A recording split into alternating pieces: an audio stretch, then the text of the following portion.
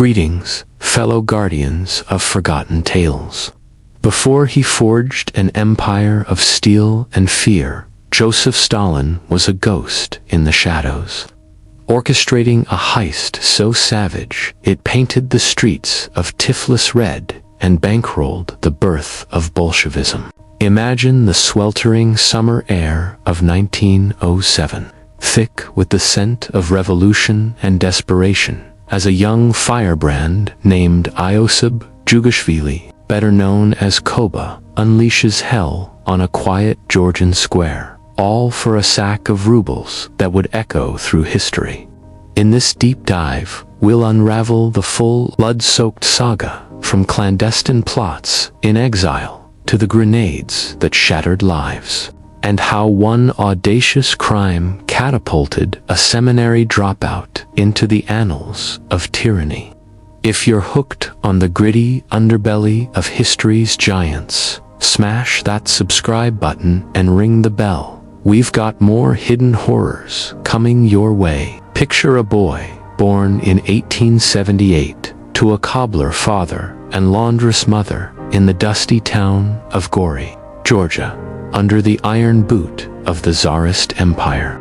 Young Iosib, or Soso to his friends, grew up in a world of orthodox piety and simmering resentment. His father, a drunken brute, beat the family senseless, while the sprawling Russian Empire squeezed the life from Georgian souls. Sent to the Tiflis Theological Seminary at 15, Soso devoured forbidden Marxist texts in secret, his sharp mind rebelling against the priest's dogma. By 1899, expulsion loomed, and he plunged into the revolutionary underground, adopting the alias Koba after a fearless bandit hero from a Georgian novel. Those early days were a forge of fire. Soso organized strikes in the Baku oil fields, where workers toiled like slaves amid the black gold's glow, their lungs choked with fumes and dreams of equality. He dodged the Okhrana, the Tsar's secret police, like a shadow, smuggling pamphlets that whispered of Lenin's vision. But ideals don't buy bullets. By 1905, after the failed revolution's Bloody Sunday massacre, the Bolsheviks were penniless exiles, scraping for funds to arm their uprising. Enter Koba, the unassuming Georgian with a poet's soul and a gangster's grit, ready to turn words into weapons through the dirtiest means. What lengths would a man go for his cause? As we'll see, Stalin's were limitless. His first expropriations, party slang for armed stick-ups, were small time, a 1904 payroll snatch in Tiflis, netting 3,000 rubles, enough for a printing press. But they marked him as ruthless, earning whispers of Okhrana informant ties, though archives debunk those as smears from rivals. By 1906, exiled to Siberia's frozen hell, Koba escaped and reunited with his wife, Kato Svanidze, in a whirlwind romance that humanized the monster-to-be. Their son Yakov arrived amid chaos, a fragile light in Koba's darkening world. Yet, as Tsarist reprisals crushed the 1905 uprising, Lenin demanded bolder action, a spectacular heist to flood Bolshevik coffers. Koba, now Stalin in party circles, was the man for the job. The year 1907 dawned like a storm over the Caucasus. The 1905 revolution had fizzled, leaving 15,000 dead, and the RSDLP, the Russian Social Democratic Labor Party, splintered into Bolshevik hardliners under Lenin and the more moderate Mensheviks. Exiled in Finland's pine-shrouded safe houses, Lenin paced, his funds drier than desert sand. Party coffers held mere pennies. Arms deals in Europe demanded gold. Expropriations were the grim solution, robbing the rich, Tsarist banks chief among them, to finance the proletariat's war. But at the party's fifth Congress in London that spring, Mensheviks banned such banditry, calling it a stain on socialism's honor. Lenin sneered in defiance, his Berlin hotel room a hive of whispers. Joseph Stalin, back from Siberia, sneaks into the April meeting like a sly fox. With him, engineer Leonid Krasin, the bomb maker, philosopher Alexander Bogdanov, the ideologue, and diplomat Maxim Litvinov, the silver-tongued fixer. Over cognac and maps, they plotted target Tiflis, Stalin's home turf, where imperial bank shipments bloated with rubles from oil barons and viceroys. The prize, a convoy rumored to carry 250,000 rubles, millions today, enough to buy rifles, print agitprop, and bribe the corrupt. Stalin, with his local web of seminary chums and street urchins, was the spider at the center. But could a poet thug pull off the impossible without the noose tightening? The stakes were biblical. Success meant Bolshevik resurgence, failure, execution, or exile's abyss. Stalin wired contacts in Tiflis, his messages coded in Georgian verse 2, evade censors. Meanwhile, Krasin's technical group in St. Petersburg brewed dynamite apples, hand grenades disguised as fruit, lethal orbs of revolution, smuggled south in a sofa's innards by comely couriers, Annetta and Alexandra. They arrived amid whispers of betrayal. The Okrenos spies buzzed like flies on a corpse. Yet Stalin pressed on, his eyes cold as Siberian steel, fixed on glory. This wasn't theft, it was holy war, sanctified by Lenin's gospel, or so he told his ragtag faithful. Back in Tiflis, now a powder keg of Armenians, Georgians, and Russians rubbing elbows in bazaars, thick with spice and suspicion, Stalin set the trap.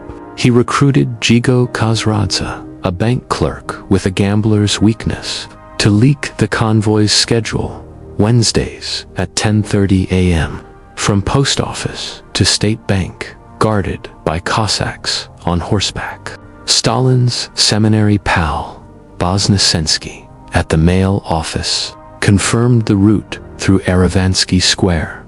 Today's Freedom Square, a bustling heart lined with cafes, the Viceroy's palace looming like a gilded tomb. The date, June 26th, a Wednesday scorcher. Stalin's genius lay in the details. 20 operatives, a mix of intellectuals and thugs, drilled in the caravanserai's dim cellars, once a Silk Road inn, now a Bolshevik lair. He sketched escape routes on napkins, timing grenade tosses to the second. No mercy, he growled, his voice a low Georgian rumble that chilled spines. Among them, Simon Kamo Petrosian, Stalin's wildcard lieutenant, an Armenian daredevil with a philosopher's mind, an assassin's aim, who'd already bombed a Riga bank for pocket change. Kamo's outfit was no mere gang. They were zealots, swearing oaths to Stalin over black bread and wine. But rehearsals hid cracks. Kamo's bomb mishap weeks prior scarred his eye, a grim omen. As dawn broke on the 26th, tension coiled like a spring. Stalin, disguised in peasant rags, slipped into the square's shadows, his heart pounding not with fear, but hunger for vindication. Kato and baby Yakov waited at home, oblivious to the thunder brewing. Across the empire, Lenin's agents awaited word, their printing presses idle. One wrong fuse, and dreams died in rubble. Yet, in that moment, Stalin glimpsed his destiny, not priest or poet, but architect of empires, baptized in blood and rubles. The clock ticked toward apocalypse. Who were these shadows? Stalin commanded. The outfit was a rogues gallery forged in Caucasus fire. Batua Kupriashvili, the signalman, a burly ex-prince turned brigand. Datiko Chibriashvili, the swift bag-grabber, lithe as a panther. And the women, Patsia Goldova and Aneta Sulakvilid's pistol-packing sirens in floral dresses blending into the crowd like ghosts.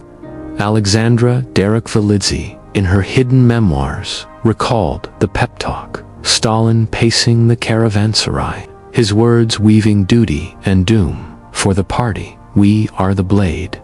They nodded, eyes alight with fanatic fire.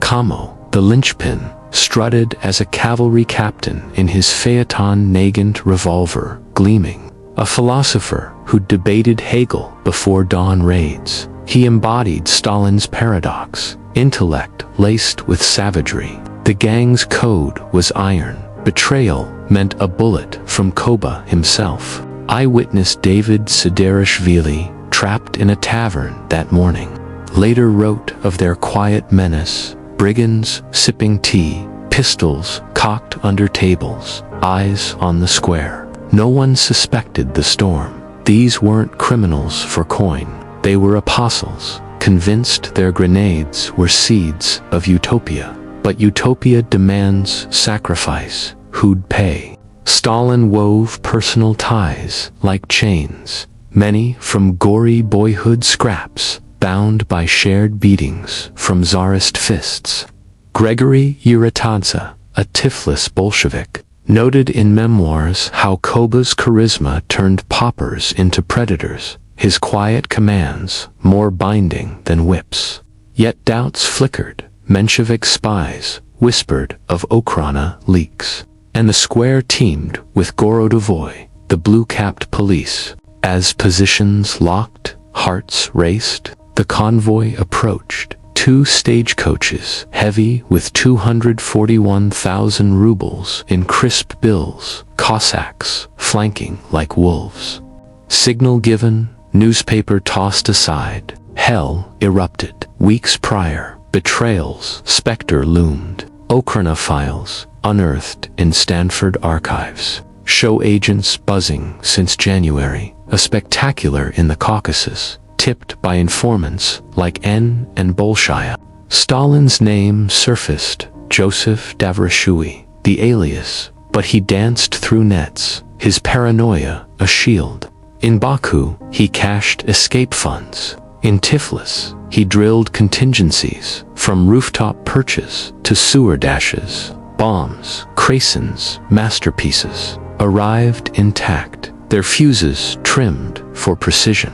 Kamo, bandaged, eye-throbbing, tested one boom in a back alley, shrapnel kissing his cheek. For Lenin, he laughed, blood on his lips.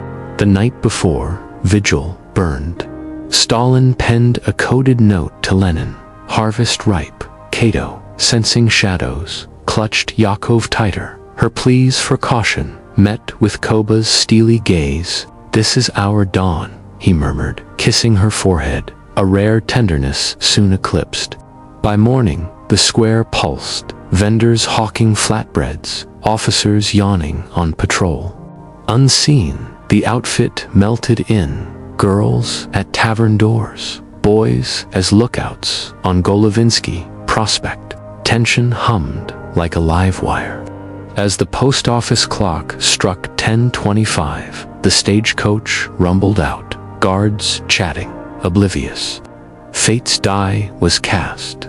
June 26, 1907, Tiflis awakens under a merciless sun, the Kura River murmuring secrets to stone bridges. Erivansky Square, a crossroads of empires, buzzes with life. Armenian merchants haggling silks, Georgian matrons in headscarves, Russian officers strutting epaulets, chimneys puff from the viceroy's palace. Seminary bells toll faintly. No one notes the peasant in rags, Stalin, slipping to a mansion courtyard, cigarette aglow, eyes scanning. Kamo's phaeton clatters in, disguised finery hiding Mausers. The air thickens, birds scatter. Then, thunder. 4 grenades arc from hands unseen, blooming in fire under the lead coach. Panic ignites like dry tinder. Horses scream, entrails spilling crimson. The cashier, Kurtumov, crumples, chest torn open. Cossacks wheel, sabers flashing, but bullets whine. Mausers barking from tavern cellars, Brownings from rooftops. Windows shatter a mile distant. The viceroy's mirrors crack in sympathy. Eyewitnesses, like shopkeeper Maria Petrova in Isery reports, dove under carts as apples rained, 10 in all, carving furrows in cobblestones. Children wailed. A priest crossed himself mid-prayer. It lasted 3 minutes, Kamo later boasted, but eternity etched in screams. The square became a charnel house, blood pooling in gutters. Amid the maelstrom, human stories pierced the smoke. A young mother, Anna Jorgadze, shields her toddler. Shrapnel claims her leg, the child unscathed but scarred forever. Guard Ivan Petrov fires wildly, dropping Eliso Lamanadze, who rises grinning, pistol-spitting revenge. Alexandra Derekvalidze, corner postman, hurls her bomb true, felling a Cossack mid-charge. For the workers, she cries, voice lost in din. These weren't faceless. Okrana tallies, 40 souls, guards, bystanders, even a stray dog, plus 50 maimed, limbs lost to Krasen's ingenuity. Chaos birthed legend, but at what cost to the soul? The lead coach halts horses down in twitching heaps. The second bolts, panicked driver flogging reins. Kupriashvili signals, grenade flies, exploding mid-haul, ripping wheels and spilling sacks like guts. Chibriashvili darts in, snatching 3 bulging leather bags, 91,000 in small bills. The rest, 500 ruble monsters with serial curses. Kamos, phaeton surges, gang hurling loot, aboard amid crossfire. Bullets ping off stone. A Cossack's horse rears, crushing a vendor. Stalin, from his vantage, watches, impassive. Did he lob that first bomb, as Pavlenko claims, or merely orchestrate, per Trotsky's cool assessment? Archives whisper the former, his shirt later flecked red. Gunfire fades to echoes. Survivors crawl from debris, moans rising like a dirge. The square, moments ago alive, reeks of cordite and copper. Police wagons screech in gendarmes cordoning a mile radius. But witnesses babble, contradictions, Polish anarchists, Armenian bombers, blame scatters like shrapnel. Kamo, loot-laden, feigns authority, the money's secure. He barks at a patrol, phaeton, vanishing into alleys. The gang melts, disguises swapped at safe houses, trails cold.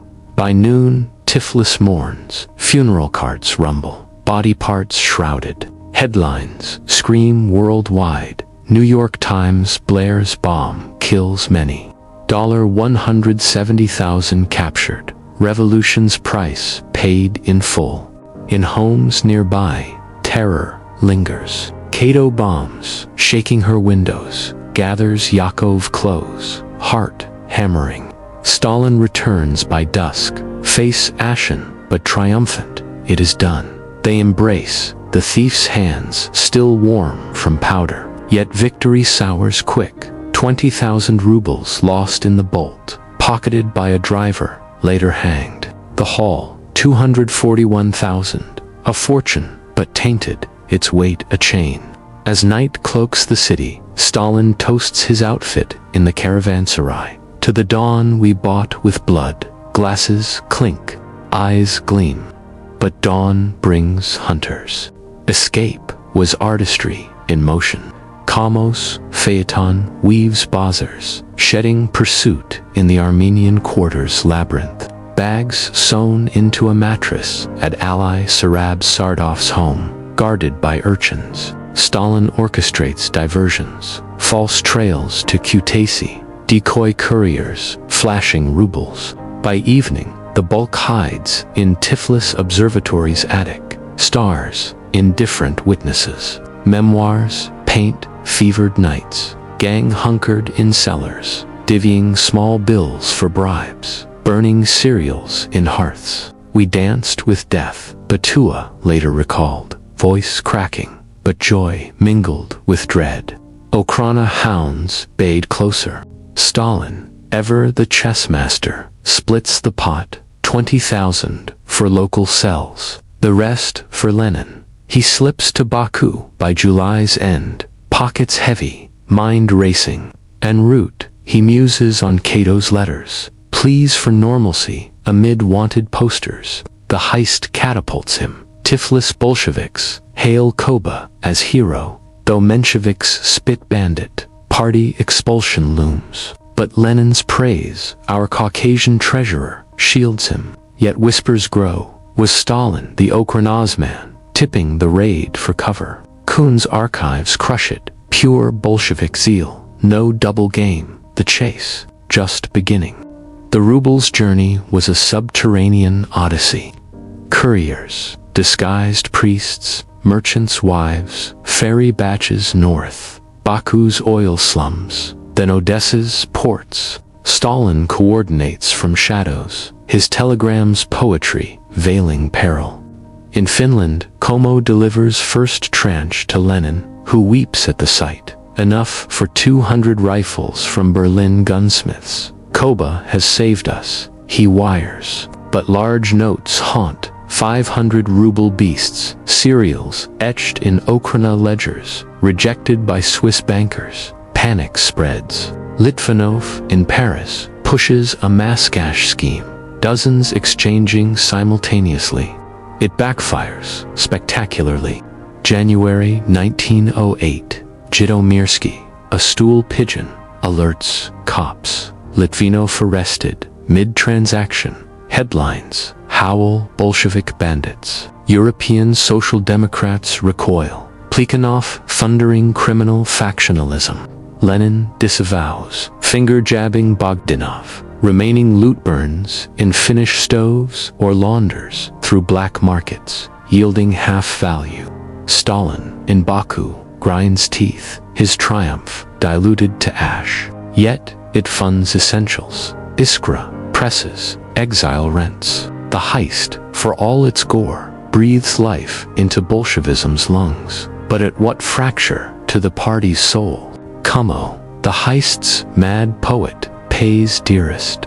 November 1907, nabbed in Munich with bomb shards, he faces the noose. In Tiflis prison, he feigns insanity, gnawing furniture, voiding bowels on floors, enduring tortures with blank stares. I am a tiger, he roars, clawing guards. 3 years of hell, self-starvation, faked seizures, baffle shrinks. Escapes 1911 via smuggled saw, only to plot anew. Recaptured 1912. Death sentence, commuted for Romanov jubilees. Freed 1917. He serves Soviet customs. Dies mysteriously 1922. Poisoned. Accident. Stalin mourns publicly, but whispers of silencing a loose tongue. Loyalty's ledger, ever read. Kamo's saga mirrors the heist's folly. Brilliance edged in blood. His notes, archived in Georgia, brim with zeal. For Koba-eyed storm hell, yet blindness in one eye, a grenade's kiss, haunts him. Post-revolution, he fades, a relic of wild youth. Stalin, ascending, buries such tales. Official histories whitewash the robber, crafting the statesman. But Kamo's ghost endures, a testament to the men who built empires on graves. What drives a man to madness for another's dream? In Kamo, we see the human toll of fanaticism, a philosopher broken on the wheel of revolution. The heist rips the RSDLP asunder. Mensheviks bay for expulsion. Bolsheviks huddle, Lenin scapegoating underlings. Tiflis cells wither, 100 souls by 1911, popularity poisoned. Stalin, expelled locally, rebounds in Baku, his star, dim but unquenched. The rift festers, Lenin's independence breeds isolation, foreshadowing 1917's fractures. Globally, social democrats shun the terrorists, tarnishing red banners. Yet, ironies abound. Robbed rubles arm, the October storm, a crime that built a revolution but nearly broke its cradle. Did the ends justify the schism, or was it the first crack in the Soviet facade? Stalin's hand, disputed as a phantom's. Trotsky sneers from afar. Kamo insists, mastermind. Archives affirm, planner supreme, perhaps bomb thrower, but no frontline glory. As dictator, the thief vanishes, replaced by the man of steel. But the square's ghosts remember, a seminary rebel, baptized in Erivansky blood, forging destiny's blade. His rise, from robber to ruler, the heist, the anvil. In erasing this chapter, Stalin revealed his genius for myth-making. History, not as truth, but as tool. So, from Tiflis's Crimson Square, a dictator was born. Stalin's heist, not just theft, but the revolution's bloody midwife, funding dreams that drowned millions. Key lessons. Power's roots twist in desperation's soil. One man's audacity reshapes worlds, but at the cost of innocence, shattered like those cobblestones. Mysteries linger. Did Okhrana complicity lurk deeper than files suggest? Could Kamo's feigned madness have masked real fractures from the trauma? What if that second coach hadn't fled? Would October have dawned sooner, or fizzled like 1905? Ponder these shadows with me, fellow seekers. Drop your wildest what if in the comments below. Did the ends justify the blood, or was it all a thief's gamble gone mad? If this tale gripped your soul like Koba's iron grip, hit like, share with a history-loving friend, and subscribe for more unearthed epics from the edge of time.